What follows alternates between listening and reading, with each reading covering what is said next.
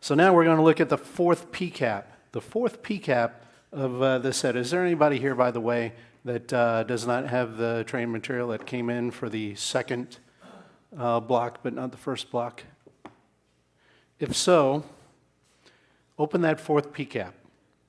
Now this one is another one that is just an isolated computer. It's in 10.6.7.0 in that LAN segment. In this one, in my particular security onion setup where I'm monitoring the traffic using the free emerging threats open rule set, I see some alerts from that IP address over TCP port 4984 for Nanocore. Nanocore is a remote access tool. It's a RAT.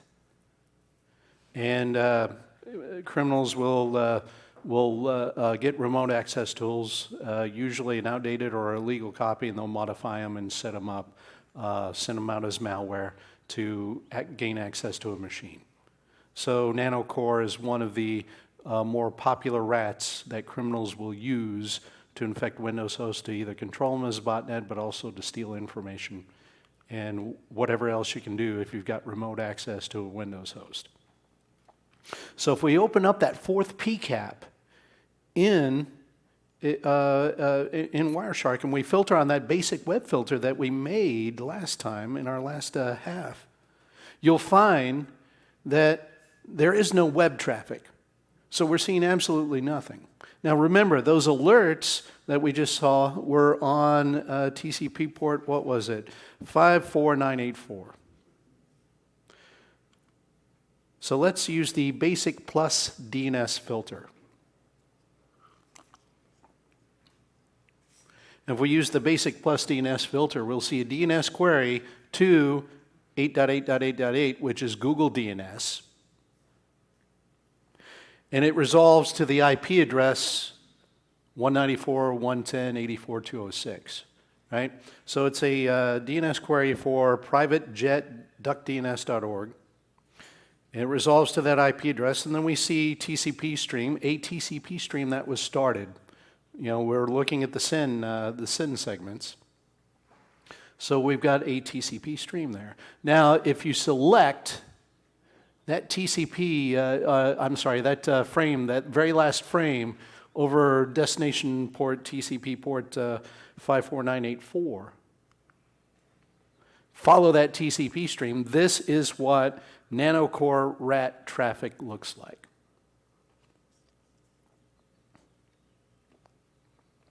It's not HTTPS traffic. There's no certificate data or anything like that. We'll get into certificate data here in just a minute.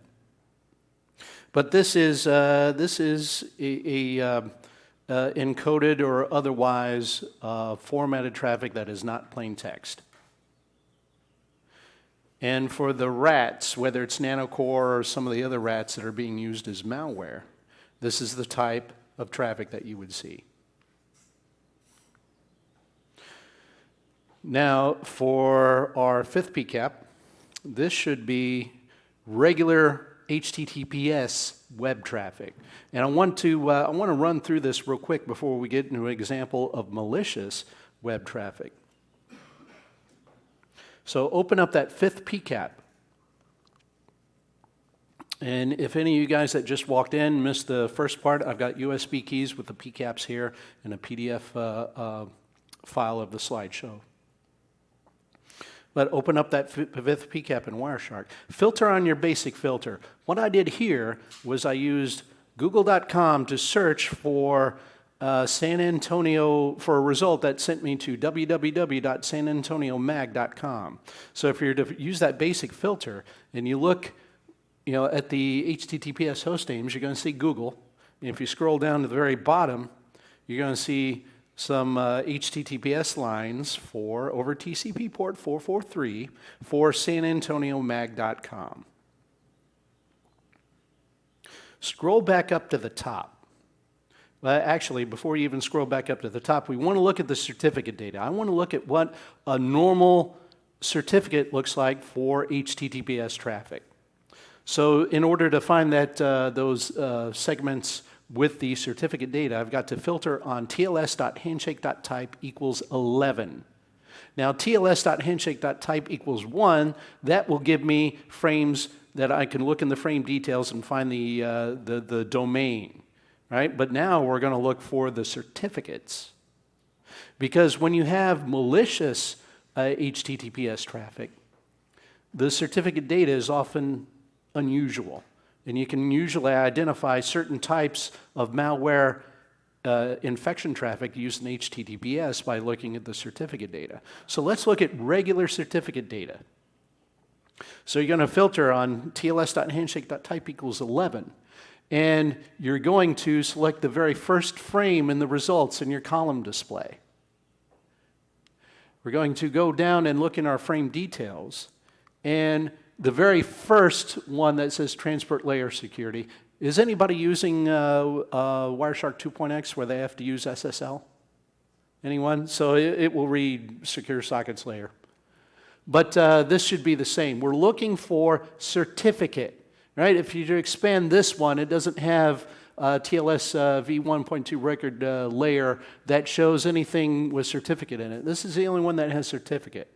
So you're going to expand that first transport layer security line, and then you're going to see this where the handshake protocol is certificate, and you're going to expand that. We're going to work our way down. What we want to find for the certificate data is the issuer. Data on the issuer. Yes, sir. Six. Yes, sir. Did I say 5? Yeah, you did, and that's why I'm sitting here trying to follow you. Well, you know what? I apologize. And we're like, Malware's tricky. Yeah. Oh, jeez. Thanks for that. Malware is tricky. Not that tricky, though.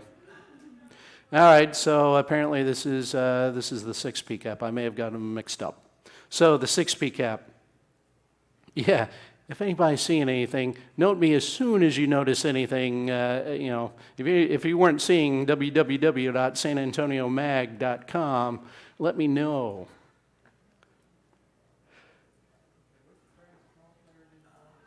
The very first one. And that's where you're looking at certificate. And once you expand that, you're going to have to expand your way all the way down. From handshake protocol certificate, there's a line that says certificates. Basically, you're looking for anything that says certificate until you get to signature, and then after that, you're looking for issuer. Once you find that issuer line, you should be able to expand the RDN sequence line. So I'll give you here a couple more seconds to work your way down.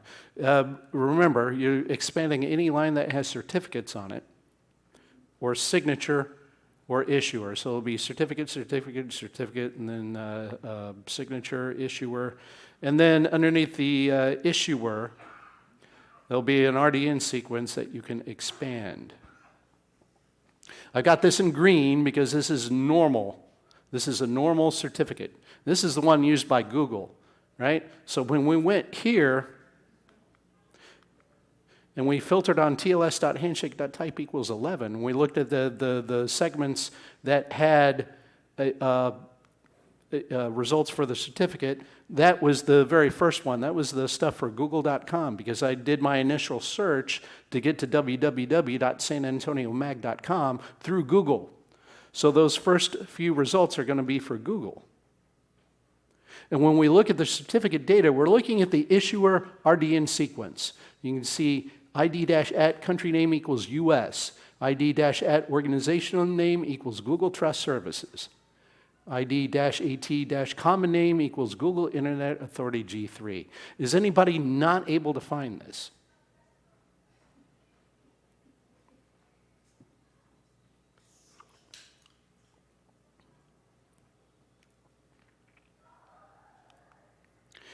Let's go back. Well, actually, we don't even need to go back. Go up to the very top where you're looking at your frame results in the column display. Scroll all the way down to the bottom. Select the very last one. That is an HTTPS. That is a segment for HTTPS traffic for www.sanantoniomag.com. We're going to do the same thing. You're going to go to the frame details. You're going to look under TLS v1.2, whatever ends with certificate. You're going to expand that. Expand any line that says certificate. Work your way down to where it says issuer. I always forget. I'm sorry, where certificate, anything, and then signature, and then issuer.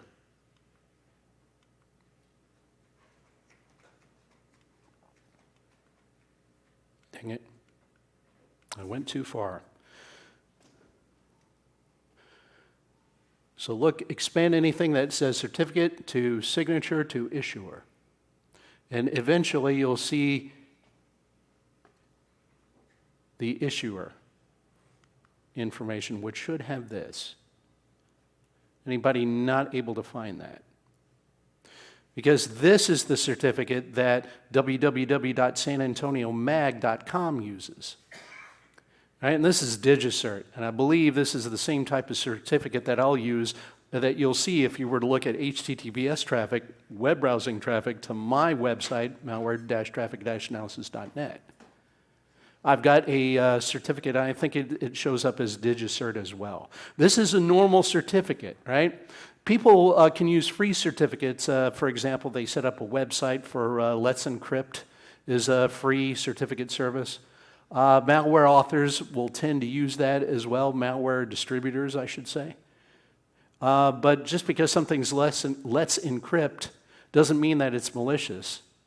And it's one of the reasons why when somebody asks me, why don't you use Let's Encrypt because it's free? You know, why are you paying these guys however much it is you're paying a year just to get an actual certificate? You know, we're basing our trust model on these things for encrypted traffic. But I say I do it because there are systems that will alert on Let's Encrypt certificates. And then you got your self-signed certificates or your self-generated certificates. That's a little weird. But is anybody not able to find this? Well, then let's move on, because if I said that was the fifth PCAP, and it was the sixth, this may be the fifth PCAP. Open up that fifth PCAP and see, is the internal IP address, is that 10.101.10. something? Yep. Okay, that's probably what this is. If you filter on your basic filter, you should see something like this, where you have just like a bunch of random, is this what you're seeing? Okay, well that's what happened. I got my fifth and my sixth PCAPs mixed up. I apologize for that. So this one is our fifth PCAP. This one is Tor traffic. So if we're to filter on this, use our basic web filter, we're not going to see any HTTP traffic. We'll not see any green lines. This is all that lavender purple. Everything in the info column is going to be hello. And if you look like, you see all these domains and you think they look like domain-generated algorithms. You know, domains that are using that. And that's a technique that malware uses. But no, this is Tor traffic. Now, depending on what version of Wireshark, if you're using Wireshark version 3, you should be okay. If you're using Wireshark version 2.6 point something, like a couple of you guys are back there, you should still see this. Earlier versions of Wireshark, the stuff where you see the destination port as 9001, 9101, earlier versions of Wireshark would not automatically break that out as TLS SSL traffic.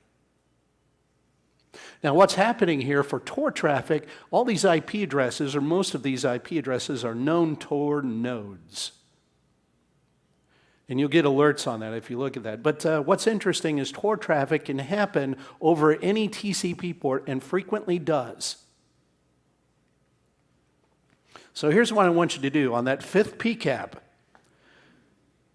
you're going to use your basic plus DNS filter. And the reason I want you to use that is to show that there are no DNS queries associated with these domains that are popping up.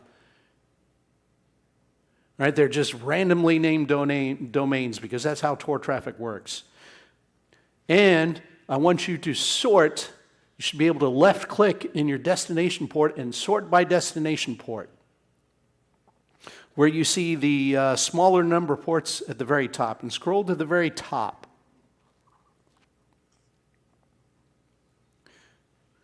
And you should see TCP port 20, TCP port 21, 22, 53, TCP port 81 actually shows, we see the initial SYN segment, and we also see that, HTTPS domain name. Now these domain names don't mean anything. They're just something that happens in Tor traffic. I forget the exact technical reason why. But what's TCP port 20 normally associated with? FTP. It's the FTP data in some older versions of FTP. TCP port 21. FTP command, control channel, right? TCP port 22. SSH. What about TCP port 53? DNS, right? So, right, zone transfers, or anything that's bigger than 512, the data when it comes back is bigger than 512 bytes. I believe it will come over TCP. So, Wireshark is not decoding those as SSL TLS for HTTPS traffic. But if you were to follow any of those TCP streams, like take that very first one over TCP port 20, I think it is.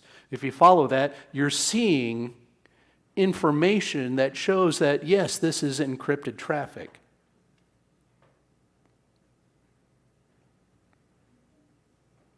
So, Wireshark, certain ports over TCP or UDP or whatever, but certain TCP ports, Wireshark will not automatically yet detect.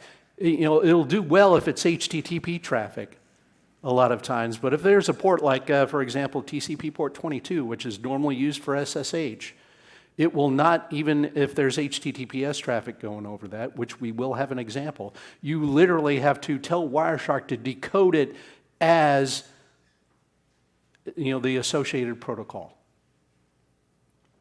And here's how you do that.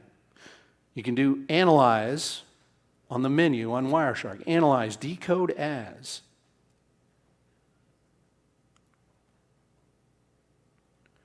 So if you do analyze, decode as, that'll bring up your decode as menu. And Wireshark by default doesn't have any special decodings. This is yours, right, for your use. Now, because these TCP ports that we just looked at are normally associated with other things, I'm not going to save it, but I am going to apply it by clicking OK. But the first thing we need to do is hit that plus sign. And that plus sign should bring up the field, and it should be TCP port in the field. If it isn't, you should have a scroll menu, and you should be able to do that. And then go into, let's take that FTP control channel, that FTP command channel, TCP port 21. If I were to go to a place like ftp.adobe.com in Internet Explorer 11, I'll see TCP port 21 traffic. Clear as day. Perfect FTP command control channel traffic. So I'm going to I'm going to have that for TCP port. I'm going to make that value 21. And I'm going to change it, the current value. I'm going to bring up a scroll. And I'm going to settle on TLS. If I'm using Wireshark 2.0, it's going to be SSL. Or 2.x, I should say. So I'm going to decode that as TLS. I'm not going to save this, because I definitely want to see my TCP port 21 traffic if it's FTP traffic. Malware does use that. But in this case, and all we see right now is Tor traffic. We can't tell the content. We can kind of tell it a little bit. If you've seen enough Tor traffic, you see that stuff, you understand what it is. But if I wanted to decode that, TCP port 21, current breakout for that I want as TLS. I'm not going to save it. I'm going to click OK. And when I click OK, and I filter back on my basic filter, and I'm not going by port, or even if I am going by port, I will actually see TCP port 21 as that destination port, and it will show up as TLS SSL traffic, or HTTPS, this Tor domain, some random alphanumeric character string, something.com. Now, if I want to look at what type of certificate data does this have, and the answer is it doesn't really have certificate data for Tor traffic. So if we're going to look at our certificate data for this stuff, for Tor traffic, just because it's Tor doesn't mean it's malicious, but if somebody's using Tor on your enterprise or corporate network, who knows what they might be doing. Filter on TLS.handshake.type equals 11 or SSL if you're using Wireshark 2.x. You're going to expand your way down for the certificate data, find that signed certificate, the signature, and the issuer, and look at the issuer data, the RDN sequence for that issuer data. And you'll find that the only line for most of these is, I think all of them are ID-AD-common name. And that domain that they have there is not the same domain name if you look at for the actual TCP stream. So remember when we followed the TCP stream for this TCP, gosh, I gotta work my way back here. You see how this domain is different from this domain, is different from this domain? It's all just BS. It's all just stuff that is being put in there by Tor traffic because they, for some reason, the only thing I can think of, and I don't know the technical details of this, but they apparently have to have some domain name for some reason. Maybe they don't, but they just throw that stuff in there. So when we actually work our way down to the certificate data, not this stuff, but when we filter on TLS handshake type equals 11, and we expand in the frame details to work our way to the certificate data to the issuer, to the signature to the issuer, we'll look at that RDN sequence. Does that make sense? Is anybody finding anything else different? Now, the reason I know that this is Tor traffic, aside from me having seen this all the time, is, for example, the emerging threats rule set, their open rule set, has alerts that will alert on Tor traffic because there are definitely known Tor nodes that are distinctly used for Tor traffic. And Tor traffic is not apparently as anonymous as we think it might be, right? Because if you can follow, if you know what the Tor nodes are, you can, high-powered organizations like the U.S. government could be able to sniff that traffic.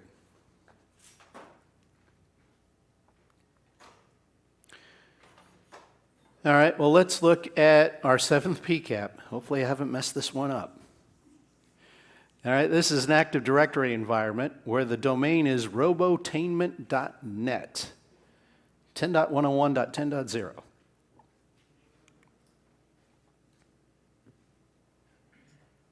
Now, filter on your basic filter. What I want to see is an example of a malicious certificate used in post-infection traffic by malware, by Windows malware. Now, so what we see here is if you filter on your basic filter and you scroll down a little bit, you'll see over TCP port 443, the A2D lieni.city as a domain name that's showing up, and you'll see that as HTTPS traffic. Everybody able to see that?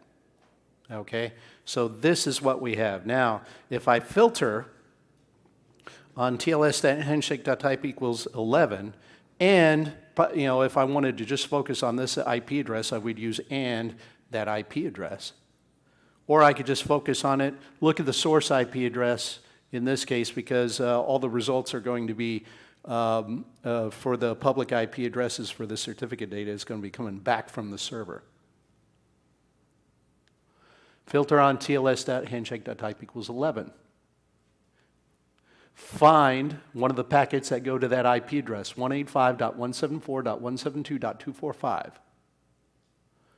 Select one of those segments, one of those frames that go to that IP address as the source IP address. This is where, normally I'll keep the source address hidden, but in this case I'm showing it because I need to find it.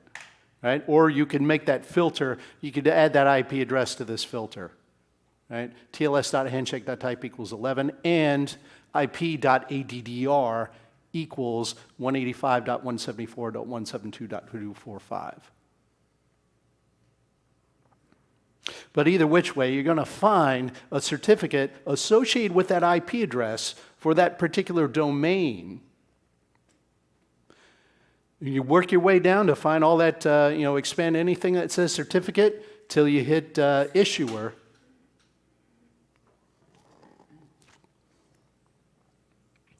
And you should be able to find this. Is anybody not able to find their way down on this one? And that is the 7th PCAP, right? I'm not leading you guys astray this time. Okay, good. So it was only those two I had switched up.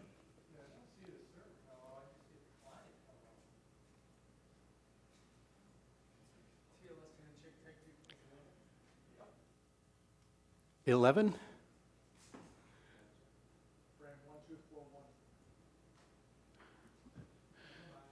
Yeah. Well, it is very easy.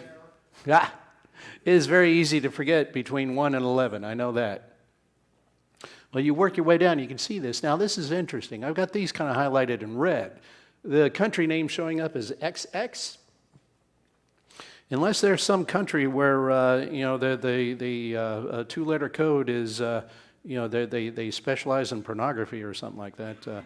I can't imagine that there's a country code with XX and 1 for all the province and location names, and the common name showing up as an asterisk. This is not normal certificate data.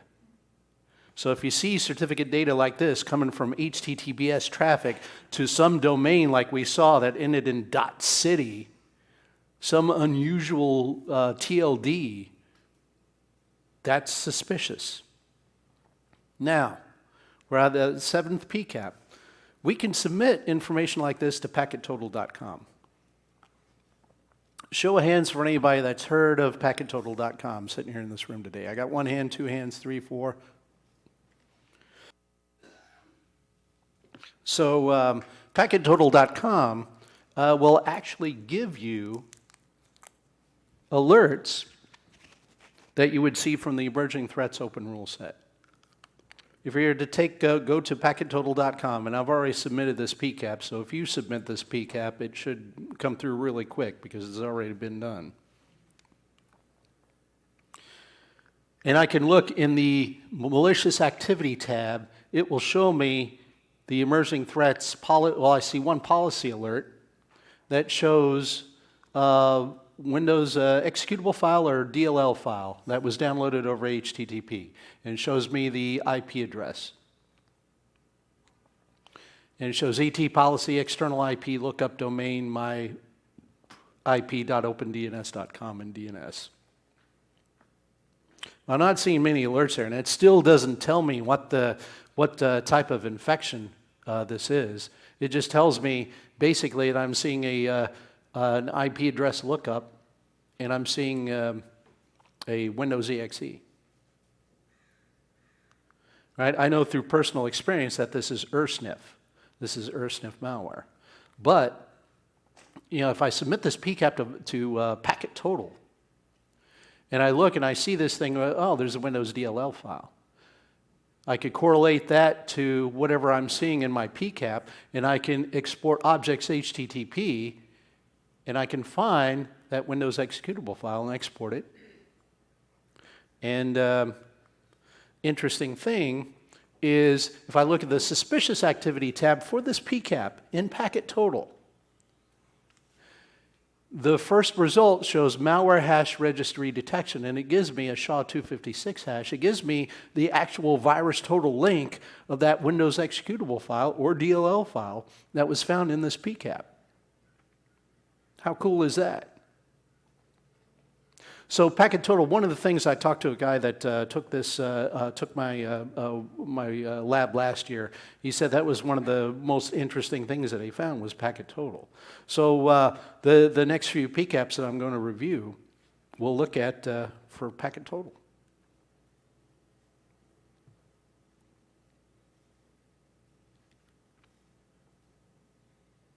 Are the files that you upload to that website, are they posted publicly? They are public, yes, yes, sir. Yeah, so if you're going to submit a PCAP to packet total, just be aware that if you got if you're recording a PCAP internal to your enterprise or your home network or anything, there could be stuff in that traffic that you might not want public. I'm not talking about embarrassing stuff. I'm talking about identifiable stuff. So I sanitize my PCAPs, so they do not reflect the actual environment that I'm using. I change MAC addresses, I change IP addresses. And in that there's a DNS query that returns information that shows the public IP address I'm coming from. I edit that as well. Do you edit that manually, or you have a script that goes through and does I got it manually. I'm a very manual guy when it comes to that because I want to make sure that scripts are okay, but then I would still be paranoid enough to double check. Plus, I'm not that good of a scripter. Let's look at our 8th PCAP.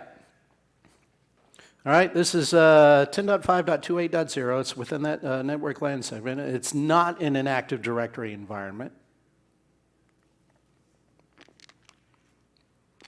This is an example of Emotet. How many people have heard of Emotet? Got a few hands. Emotet is probably, although it's not active today, within the past week or so, it's kind of gone silent. But per volume, it is the biggest, most commonly distributed malware today. Emotet is, it started out as a banking Trojan, an information stealer, and it still does that. But now it is being used for about the past year and a half, it is being used as a distribution platform for other malware. So if I see an Emotet infection in my lab environment, I'm waiting for that follow-up malware. And 9 times out of 10, I'll get something.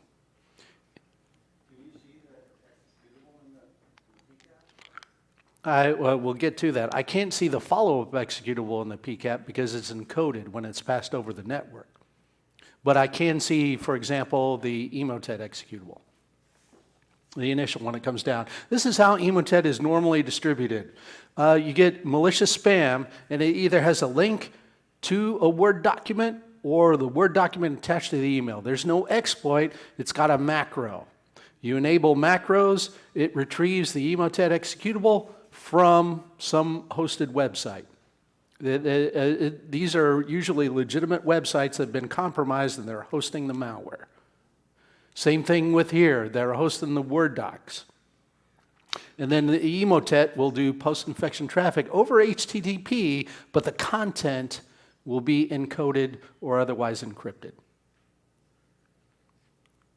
Now, starting around February, after literally a couple of years of just seeing Word documents, some of us started seeing JavaScript files, which basically did the same thing that the VBA script in a macro would do, which is just grab a Emotet executable hosted somewhere on the web and infect your Windows host with it. Here's what I do when I infect a host in my home lab with Emotet. I make sure that it's got an email client set up, and I make sure that there are emails between whatever email account I'm using that client is set up and one of my addresses at malwaretrafficanalysis.net. Within 24 hours after I infect a host in my lab, I will get an email pushing Emotet. Because what Emotet does, one of the things that Emotet does is it looks through your Outlook address book, your email client, and it harvests all the addresses that it finds in there as a way to get new addresses to shoot out its mal spam to. which is why this example that I have here from a little over a month, 4, 5, 6 weeks ago, it shows malware traffic analysis, right? It's taken that part of my domain name from malwaretrafficanalysis.net, and it's trying to say that, okay, using it as a company name. Now, that might be good if you're like Chrysler.com, but, you know, in cases like this, it's like, man, I wish I had an accounts payable specialist. I wish I had a secure mail server on my own, right? But, you know, it's trying to tell me that I've got a message. And this, if I hover over the link, it shows that it may be from, you know, my supposed secure email server, but it is actually coming from a legitimate site. In this case, it's a Chinese domain, but it can be any domain. It can be any TLD. And when you click on that link, it would return a Word document or, within the past couple of months, maybe a JavaScript file. Now, we're still on this 8th PCAP, and we're still filtered on basic. Now, if I were to submit this to packet total, it would show me in the malicious activity section, it would show me a alert, a policy-based alert from the emerging threats open rule set on an Office document download containing an auto-open macro.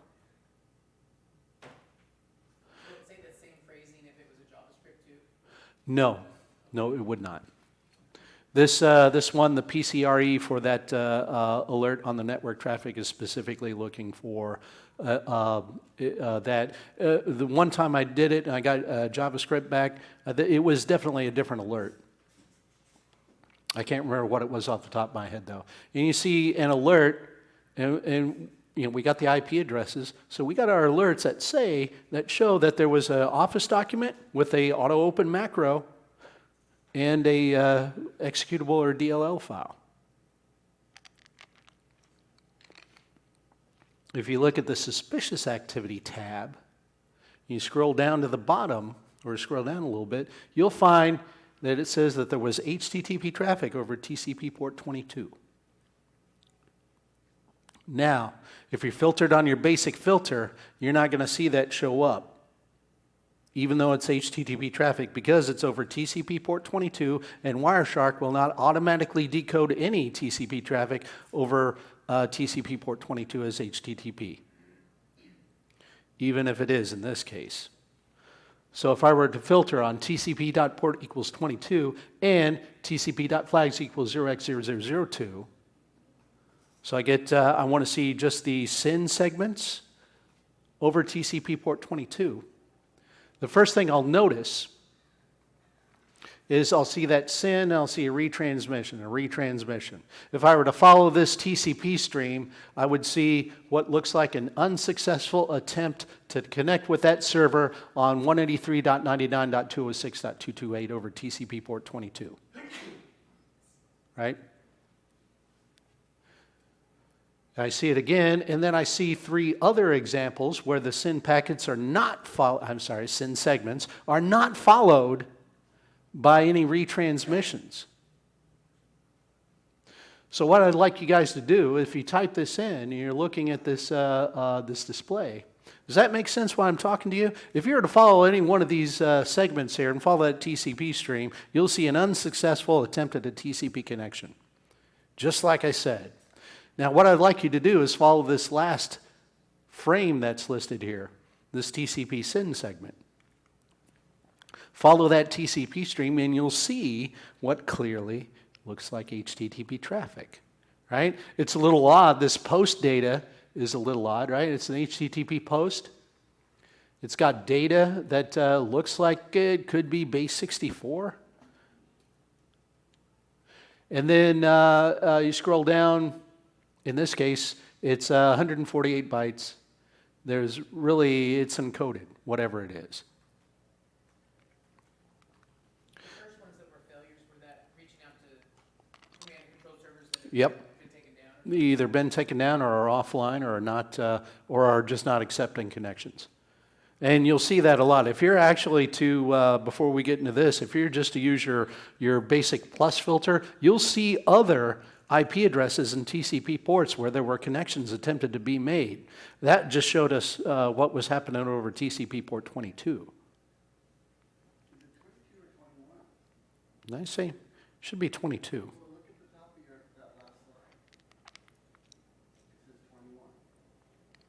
Where? Did I? Oh, dang it. No, that's stream. That's not port, that's stream. This stream. Or does it say 21? That's not port, that's TCP stream. Yeah, that's the 21st TCP stream in this. Yeah. Thanks for pointing that out. Yeah, that's not TCP port 21, that's TCP stream 21, the 21st stream in that PCAP. Thanks for pointing that out. So, I can decode, once again, we're going analyze, decode as, and once again, I don't want to apply this. Dang it. I want to make sure that I'm looking at TCP port 22. I'm decoding that as HTTP. I'm not going to save it. I'm just going to click OK.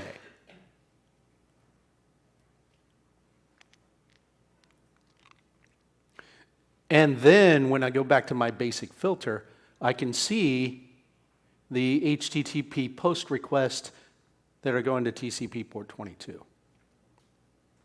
you ever just gone in and declared all ports for SSL and HTTP codes? I have not. The question was, have I ever gone through Wireshark and just set everything to automatically decode to SSL or HTTPS? And I don't think you could do or. I think it's, this is where my inexperience with Wireshark starts to show, right? Where it's been my experience through that decode as menu that if I set it up to decode as HTTP, if I have just that one line in there, it will only decode it as HTTP. I haven't tried setting it up with multiple lines for TCP port 22 to actually decode as default. It wouldn't do either or. You'd have to have like a malware HTTP where you declared all ports to be decoded as HTTP. I've never done that. So the question is, if I would decode everything that I find with a particular piece of malware as HTTP, and no, I would not. I would normally use my basic plus filter to find that stuff, and I would normally use the decode as function to temporarily decode it if I needed to, if I needed the information shown in my column display. Now, normally I'm not going to, in my day-to-day, I'm not going to use this unless I want to print up a screenshot or unless I want to export packet dissections to give me a list of everything that I've seen. So do me a favor on this. If you did set this up to where we're looking at TCP port 22 decoded as HTTP, I would like you to select that very second HTTP post request that shows up over TCP port 22 and follow that TCP stream. This is the 16th TCP stream in the PCAP. So you could also do TCP.port equals 16 in your Wireshark filter and then follow TCP stream on any of the segments. Yes, sir. Quick question. So Yes. in this case, or even in general, what's the difference between following TCP stream or following HTTP stream? Very good question. The question is, what's the difference between following TCP stream or HTTP stream? HTTP traffic, especially in years gone by previous, was mostly compressed using gzip compression to save bandwidth. So following HTTP stream will make sure that if any stuff is returned as gzip compressed, it will show up as the HTML. Now,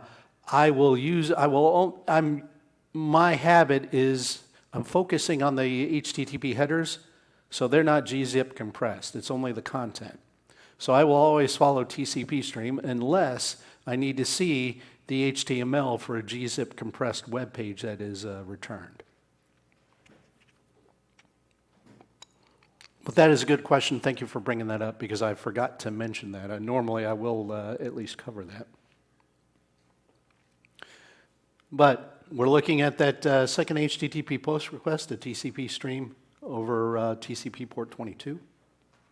Once again, we've got that user agent string where I'm seeing MSIE 7.0, as I mentioned before. That is not a normal user agent string that we see in regular web browsing traffic.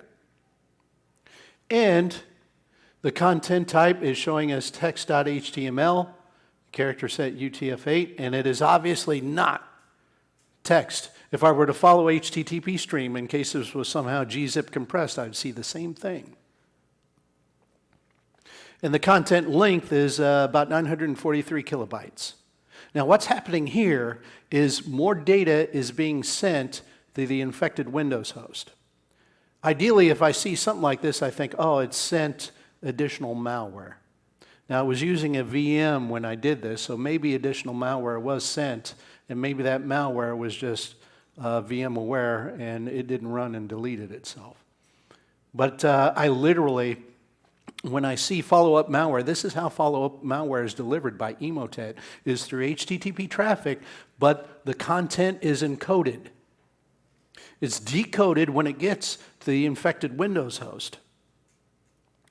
And there it is run usually as an executable, from what I've seen. And I've usually seen it, that stuff normally shows up in the C/program data folder of an infected Windows host.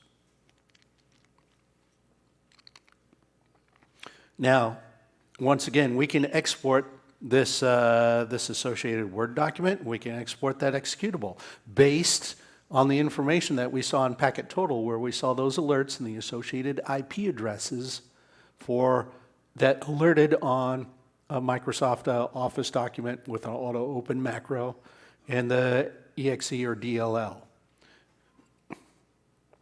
We can correlate those IP addresses in our column display to the domains. We can look for those URLs, and we can see that those are actually the first two HTTP requests that we see in this PCAP. And then we can export those if we want. Now, and once again, if you're on a Windows host and you export those, especially the document,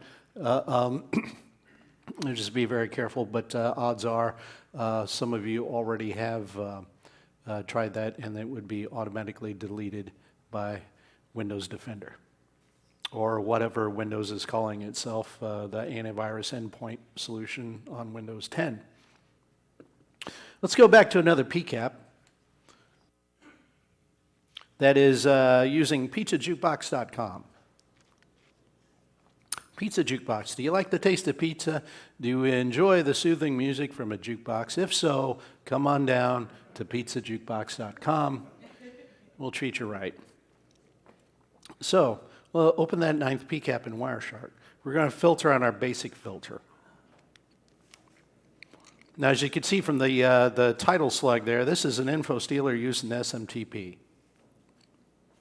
So, if I use my basic filter, which is how I always start out looking at PCAPs that I have infection traffic on, that initial HTTP request to proforma-invoices.com, if you look at that URL ends in .exe.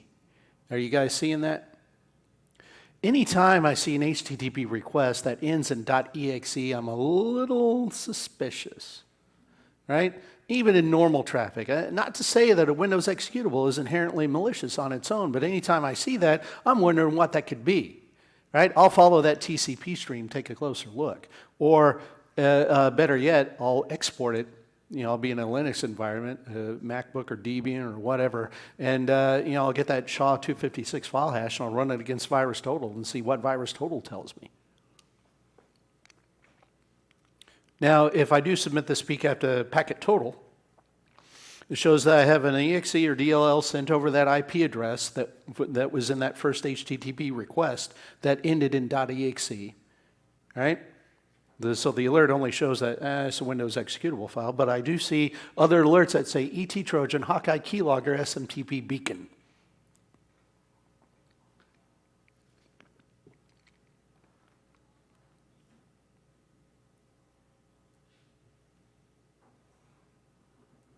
So, that SMTP beacon over TCP port 587. What is normally seen on TCP port 587? Anybody? It's SMTP traffic, but normally is it regular SMTP or is it encrypted SMTP? It's normally encrypted. TCP port 587 is normally encrypted SMTP. Well, let's take a closer look at that PCAP. Let's look at that PCAP using our basic plus DNS filter. Now, because we're in an Active Directory environment, we're going to see a lot of TCP streams that are started to connect to the domain controller. I don't necessarily want to see those. And that domain controller, it's easy to remember, 10.4.10.4. Good buddy. Right? You could just do that basic plus DNS filter and at the end add and not IP.dst equals 10.4.10.4. And when you do that, it will remove all of those TCP segments that are going to the domain controller. It will also remove anything that's going to the domain controller, right? So you get a DNS query, which normally goes to the domain controller. I won't see the request, but I'll see the response coming back, because that means that it's IP.src. It's the source for that packet coming back.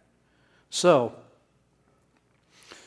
filter on your basic plus DNS filter, add space and not IP.dst equals 10.4.10.4.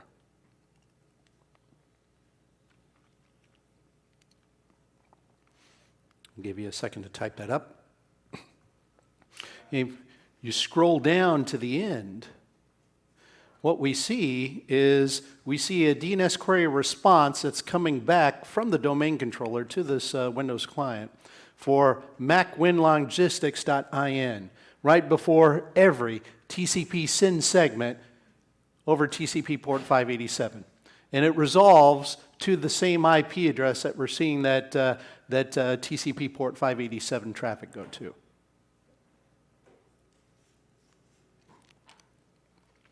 So, we already have alerts that this is SMTP traffic, right? Hawkeye keylogger, SMTP traffic. Let's filter on SMTP.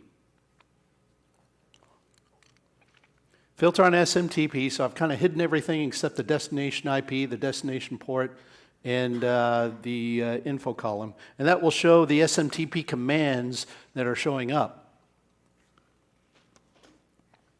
Now, in encrypted SMTP traffic, you basically, the only SMTP commands you see are where they establish a connection between the client and the mail server, and then it's start TLS. And then you don't see anything else. But I'm not seeing start TLS here. And if I want to get an idea of the actual number of emails that have been sent, I can filter on smtp.data.fragment.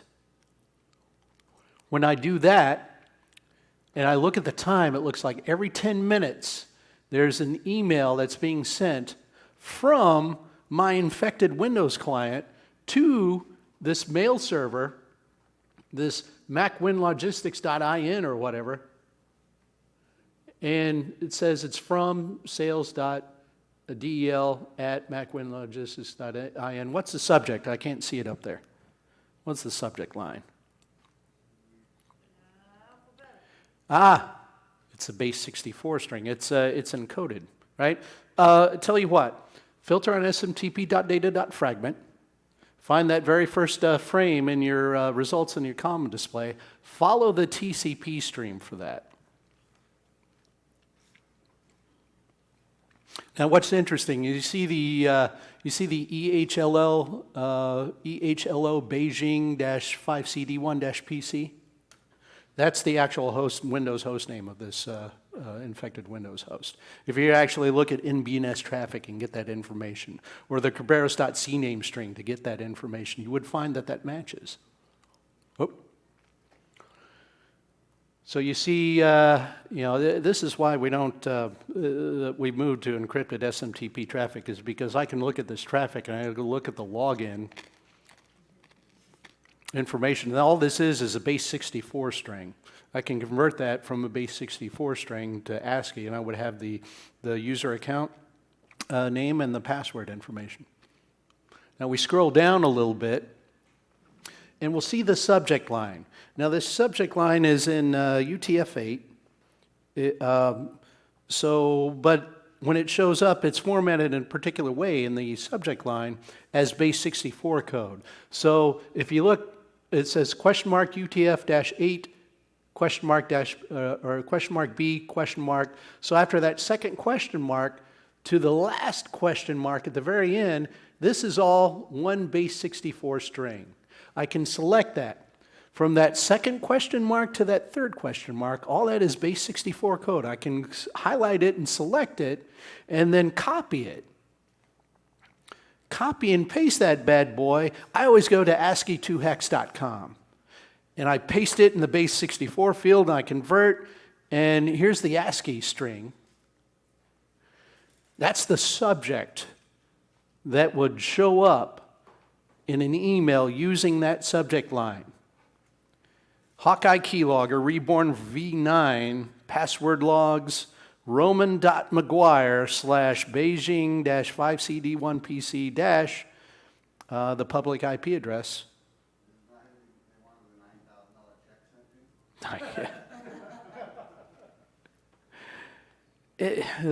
Stealing information, but yeah, thanks for that. So we've got a base 64 string, but that's the thing. Anything that doesn't show up as straight ASCII in a subject line and it shows up as UTF-8, you just follow that. I say second, but it's that third question mark to the fourth question mark.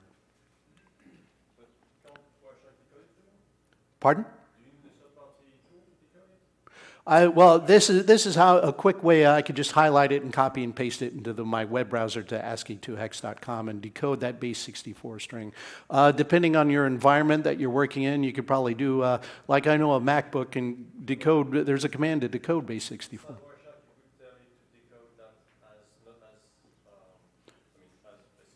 I don't know if there's an option. Is there? I don't know if there's an option to do that. And once again, this is where my lack of personal experience. This is how it's worked for me, how I figured it out, right? And a lot of what I'm showing you here today in this particular lab is stuff that I have figured out in one way or another.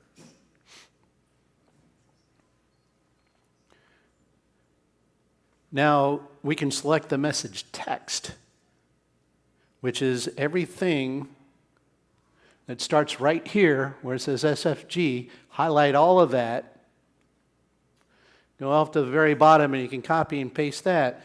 And I did that in ASCII2hex.com. And I found a big long list of, and this is only the very beginning of it that we can see up here.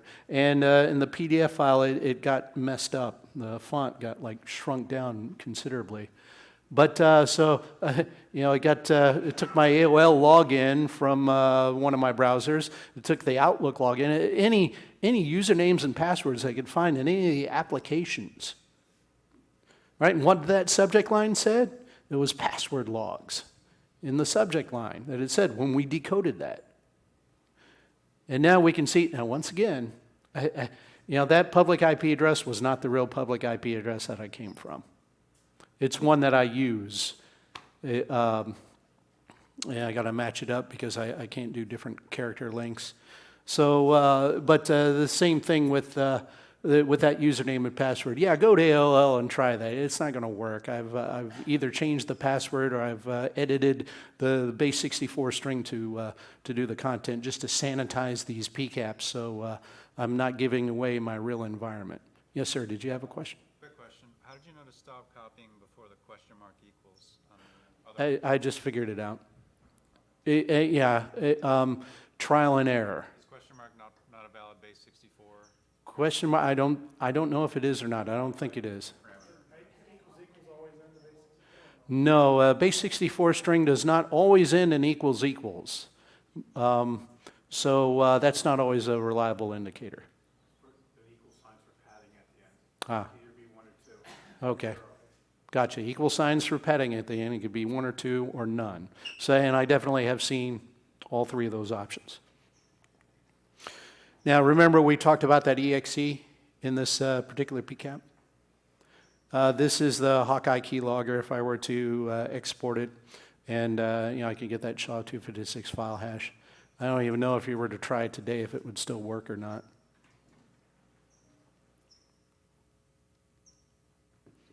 What time is this session supposed to be over? I'm looking at my schedule. Half hour. Oh, okay, we got a half hour. I can certainly make it through the rest of this stuff. How many people have actually done coin mining on their computers? Anyone? Yeah. So you've been on the receiving end of, or you know somebody that's been on the receiving. Jeez. So if you're curious about what cryptocurrency mining traffic looks like, I've got 3 examples right here, all post-infection traffic. So open up that first one. That's our 10th PCAP. We filter on basic plus DNS because cryptocurrency miner do not use web traffic for their cryptocurrency mining traffic. In this case, I'm seeing a DNS query for xmr.pool.minergate.com. And I see traffic over TCP port 49158. If I were to follow the TCP stream for either one of these TCP streams that start, those SYN segments, here's what I would find. This is an example of cryptocurrency mining traffic that I don't think worked. And you can look at an agent, and you can see CPU miner -multi /0.1. You can see a login. You can see a password for this particular account. I believe this is Monero. Every cryptocurrency mining malware example that I've run across in the past year has been Monero. Is everybody able to see this? It's not that terribly exciting. That's why I got 3 of them. Figure I could get a little more excitement. 3 times the excitement by doing 3 times the PCAP. Or 3 times the boredom, however you look at it. Open up our 11 PCAP of today's lab. Filter on basic plus DNS. You'll see a DNS query for trtl.pool.minetogether.com. Man, that's such a positive message for cryptocurrency mining. And then you'll see a TCP stream over TCP port 2225. Follow that TCP stream, and you'll see an example. This one also doesn't look like it actually worked very well. And if we look at, once again, we got a login name. We got a login password that looks like an IP address with dashes instead of dots. Then we got the agent that says JCE 0.33Q. Did you try logging into their miner gates? Yeah, Sweep your money in somewhere else? I didn't. But, that's interesting. See, what happens with these cryptocurrency miners is, once again, we're talking email or any, I shouldn't say email, because I've never actually seen any cryptocurrency mining that I can remember has always been like web-based distribution, right? Fake flash update or something that pops up on your screen, you install it, it acts like it's installing a Flash player, and then it's got a cryptocurrency miner and maybe some other unwanted programs, because cryptocurrency mining is not technically or malware. You'll see it come up in alerts as a potentially unwanted program or a potentially unwanted application or a policy violation. But so the criminals are out there, right? And they're distributing this stuff. They're getting the code for XMRig, which is a Monero cryptocurrency miner. They're modifying it to meet their ends to set up for a particular account, and they're distributing it as wide as they can. And so if I hit like your computer and your one computer, and I'm not going to get very much, but let's say I get 100 computers that are infected, or 1,000, then I might actually have some stuff. Now I'm not, although it's a good, interesting thought, I'm not the type of person that would break into a criminal's account to steal cryptocurrency. I'm the type of person that would break into a criminal's server to delete stolen information if I find it from other infected Windows hosts. But this cryptocurrency stuff, I don't really spend much time other than to show people what it looks like. If I see it and I recognize it, like, cryptocurrency miner. Whoop-de-doo. Let's open up that 12th PCAP. And in this one, there's no DNS query, and it's just going directly to an IP address over TCP port 7575. if you filter on basic plus DNS. If you follow that TCP stream, now you've got something, this back in April, I think it was, or maybe it was February. This one, it actually shows XMRig as the user agent. And XMRig actually has a GitHub page that has the code for it as a Monero cryptocurrency miner. But that's just to show you what cryptocurrency miners look like. They're not really, they're malware, yes, and we see them. You've already experienced that yourself in your particular environment. It's one of the threats, one of the many threats that we face. Let's look at our 13th PCAP. Now this is probably the most interesting one of the bunch. I hope I haven't got your hopes up. So this domain is, this is an Active Directory environment with a domain controller, phantasmedia.com. Now what I would like you to do is, as you're filtering this, normally I keep the source IP hidden. But I would like you to show that source IP column. You don't need to necessarily show the source port, just to be able to look at the source IP as well as the destination IP. We're on using our basic filter. We're using our basic filter, and I want you guys to show the source IP column. Now, our Windows client that got infected here, and this is Trickbot, our Windows client that got infected was at 10.6.7.104. Is it 101? Get out of here. You got 104? Are you getting the same actual traffic if you got 101? That should be interesting. Is it the same date?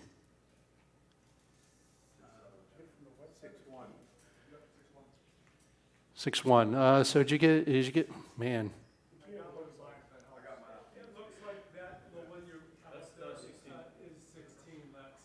Okay, try lab 16 then, if it's not lab 13. So apparently I've got a mix-up between the web version and the USB version. Once again, I apologize for that.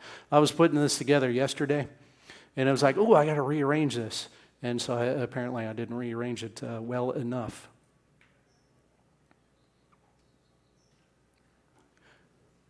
.6.7.104. So this is our infected Windows client. But if you scroll down, you'll actually see 10.6.7.7, which is the domain controller. That's where all the DNS queries are going. This is where, if you check the Kerberos authentication traffic, that you'll see the Windows client logging into. This is 10.6.7.7, in this case, is the domain controller.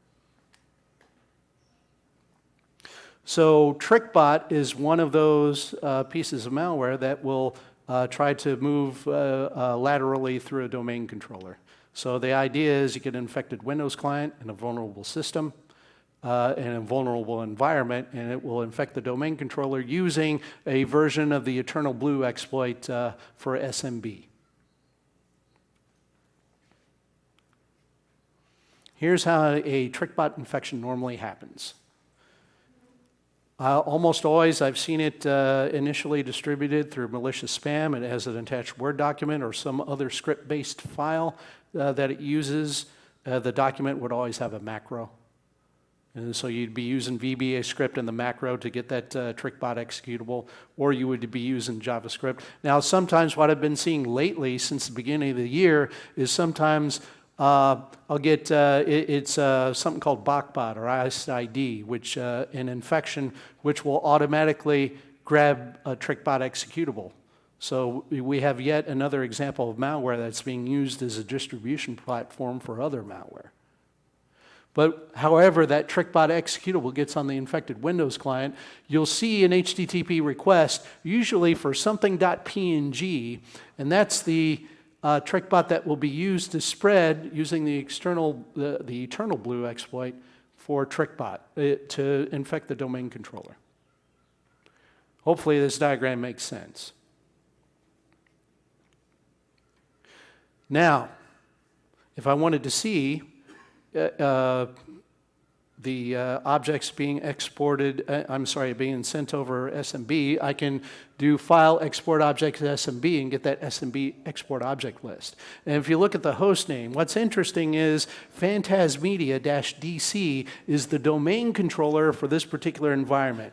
In normal SMB traffic, you should not see a host name show up as an IP address. In normal SMB traffic, in a happily functioning SMB environment, domain controller Active Directory environment for Windows, for Microsoft, it should be just the domain. But the fact that we see something going to the hidden share, the IPC share, and then we've got the host name shows up as that address /C $, it literally is sending this to the C drive. Well, actually to the /Windows directory on the C drive. So you have two lines. Hopefully I transcribed this right. Right, we've got two lines that are showing up there. One of the things that you'll see is that it'll have the file, and it'll have the file length and the number of bytes that were actually transferred. So in both cases here, it's 100%. Sometimes I'll record a PCAP of an infection and it will show like 97 or something like that. The bytes don't all get transferred over SMB. And then if I were to export this out through export SMB objects, it would not be the right file. It would be corrupt. It would be a different file hash. It would be totally wrong. It would be a different value of malware.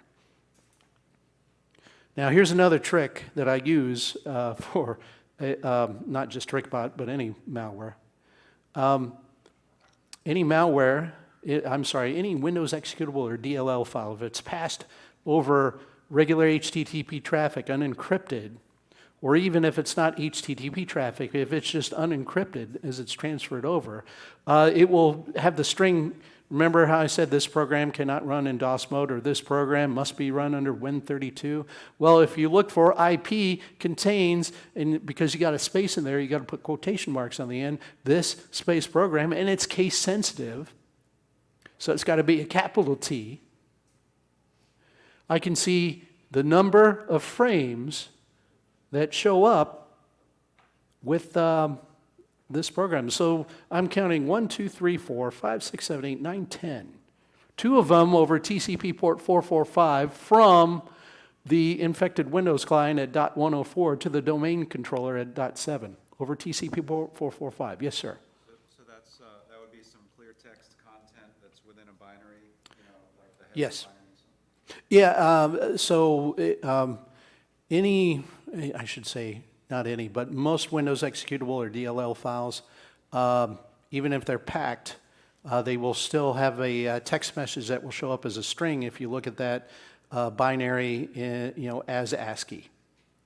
So when it passes over the network on that, Wireshark will be able to see that as an ASCII string, and we can search on that. Does encoding have anything to do with that, like base UTF-8 versus Unicode? Isn't Unicode they're 2 bytes long or something? Yeah, Unicode will actually, that's interesting because up to this point I haven't seen it in Unicode. So at this point it's always been ASCII. It's not to say that it couldn't exist out there. I just haven't seen it in my particular field of view. Just a comment on your display filter. Yes. If you're using contains, if Yes. you are not looking for hex characters, you have to quote it. Right. Well, when I put IP contains, unless I put 0x, I think, because I can put IP contains if there's no space in it. I don't have to use the quotation marks. Yes, ma'am, yes. Because usually when you just say contains, you go, 01:8A:, and it reads the.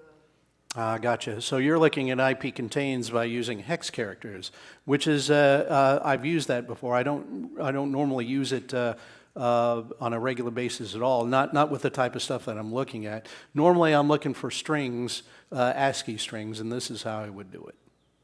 Yes, sir. Using the matches, instead of putting contains, you do like IP matches.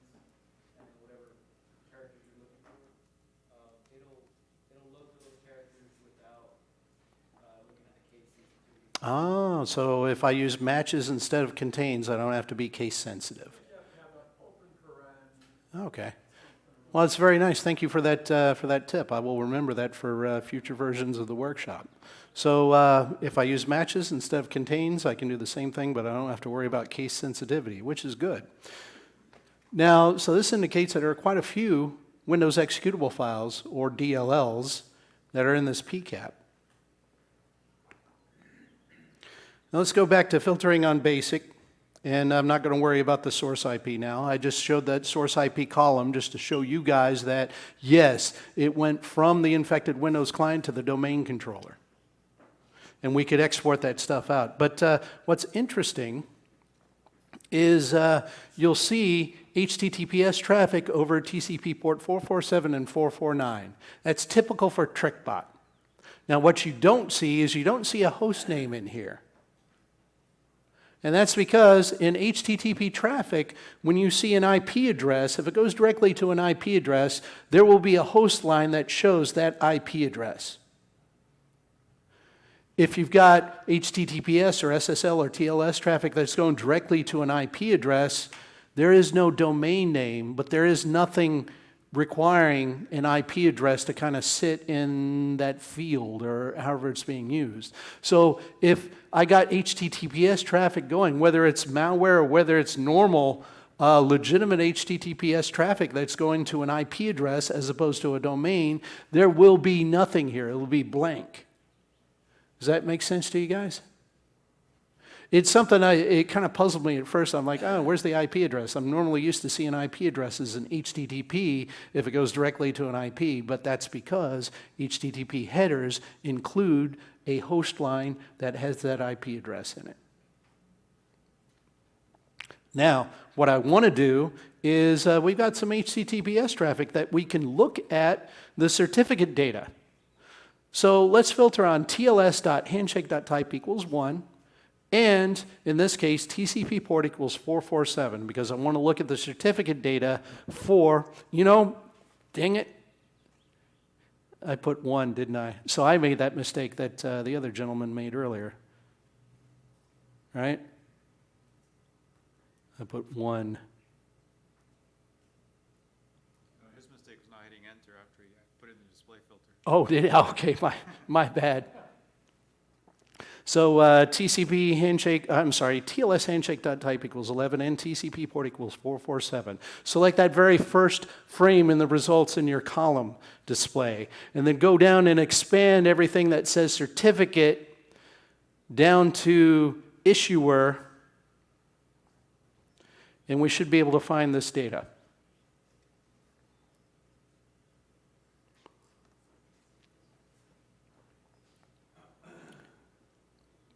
Now, the first time you do this, it's like, you're kind of feeling your way. After a while, you look at it, and it's like, okay, certificate, and work your way down. And you'll find this because you'll see a line that says ID-AT, and then you expand that RDN sequence, and it's there. And this is the certificate data for that particular certificate over TCP port 447, generated by Trickbot. So, yes, sir. Brandon, why is there so many levels to the certificate decode? You have to click like 9 or 10 times. I don't know why. I don't know why. Click on the top and it expands up tree. The very top, you get to just expand it and look at it. Yeah. But interesting how the country name, that's, Great Britain, province name, London, right? Not bad. And then it says the organization name is Global Security. Yeah, that doesn't seem too weird. And then the unit name is IT Department. That's not bad. But the fact that the common name is example.com, that's like I want to say something like a default certificate data that you would have. But what's a little more interesting to me is if we look at one of the certificate examples over TCP port 449. And once again, I put in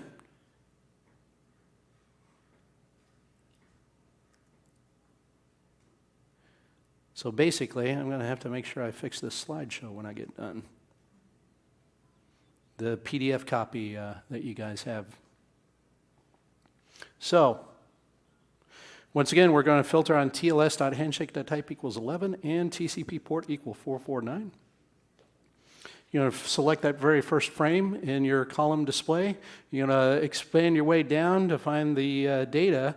And this is more interesting to me because the country, yeah, Australia, but the state or province name saying some state, that cracks me up. And then the organization name that says Internet Widgets Pty Ltd. That's a default value that there are suricata or snort-based alerts, at least from the emerging threats guys, that will trigger on that certificate data and give you a network alert. All right, as we have about 10 minutes here, let's look at this. We're going to filter on our basic filter on that Trickbot PCAP. You're going to find the very first HTTP request, post request that goes over TCP port 8082. Now, that TCP, that HTTPS traffic, that encrypted traffic over port 447 and 449, that's Trickbot sending additional modules, more malware modules to generate different types of infection traffic. And this is the result of one of those extra modules. So this is on the first HTTP post request over TCP port 8082, follow the TCP stream. And what you see here is this is the module, this is a callback traffic for the module that tries to steal any information from point of sale systems. So if you follow that TCP stream and you'll look and you'll see as it scans any Windows system that it finds for any evidence of point of sale hardware or software.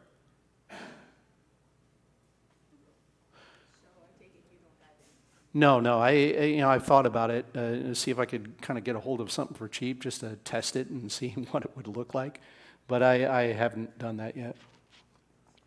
Let's go back to our basic filter. And right after that TCP stream that we just looked at, this will be the first HTTP GET request to 54.38.127.23 for get/worming.png. There's worming.png, there's table.png, there's radiance.png. It's all from the same IP address, and these are Windows executable files. That was when we filtered earlier, we saw the results of that. If you follow that TCP stream, the interesting thing is how it says content type is image/PNG. I've got .png, that's a typo. But another interesting thing is look at the HTTP request headers. There's no user agent. It's got the minimal HTTP request headers. Well, I shouldn't say minimal because it shows the line that says connection keep alive. Pardon? Yes. So we've got all the information on that the ASCII stream, the TCP stream that shows this is a Windows executable file, even though it says the content type is image/PNG. And that's for every one of those HTTP GET requests that go to radiance.png, table.png, worming.png. It returns a Windows executable file, and these are Trickbot executable files that are being sent over to the domain controller. Pardon? Oh, Rich? That is Rich. All right, let's look at the, go back and filter on your basic filter. And then we're looking at the second HTTP request to TCP port 8082. It's the one right after the one for worming.png. Follow that TCP stream. This one, it scraped my Chrome browser and looked for any password values that I had in there, username, password. So apparently, the user, who is Marlo Zaragoza, goes to Bank of America with a very, very weak password. But we can see that. This is another result of another Trickbot module. It's scraping Chrome and sending passwords back. Let's do the next one. Go back, filter on basic, and this one will be the 1, 2, 3, the third HTTP request for over TCP port 8082.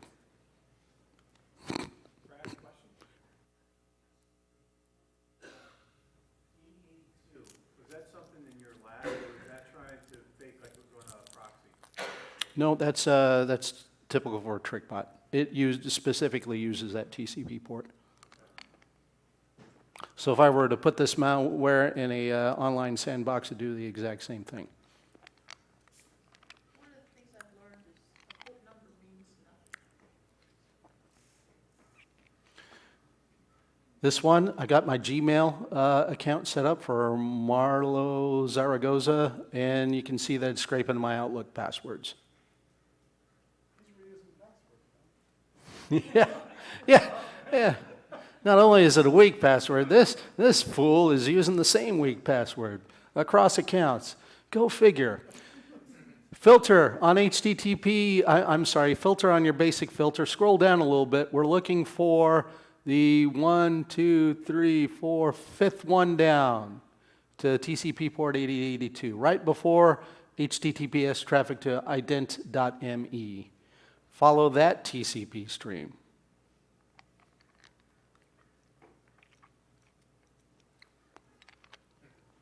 Now this is interesting because this is system enumeration.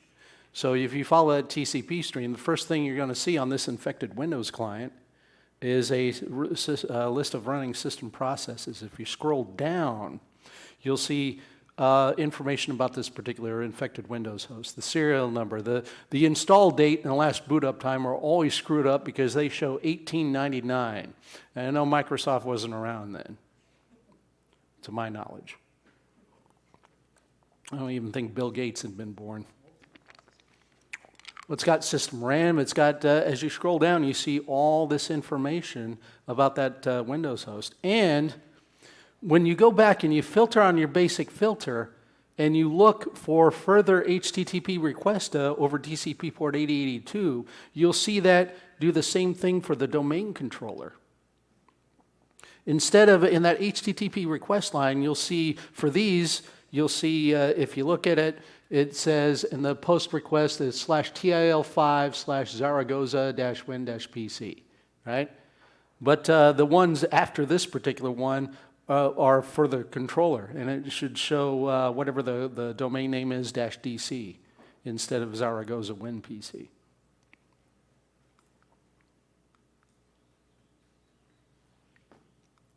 I got 2 minutes. All right, let's open up the 14th one. This is an info stealer using FTP. If you filter on your basic filter, about the only thing you're going to see that's weird is there's a HTTP request to microflash.no that ends in a .exe. That's a Windows executable file. And you'll see a IP address check to Amazon AWS that returns the public IP, right? So we don't see much of anything interesting here until we filter on our basic plus filter and we scroll down. We start seeing TCP port pairs where the first port is TCP port 21, which is the FTP control channel, and then TCP port ephemeral ports after that. They're always different.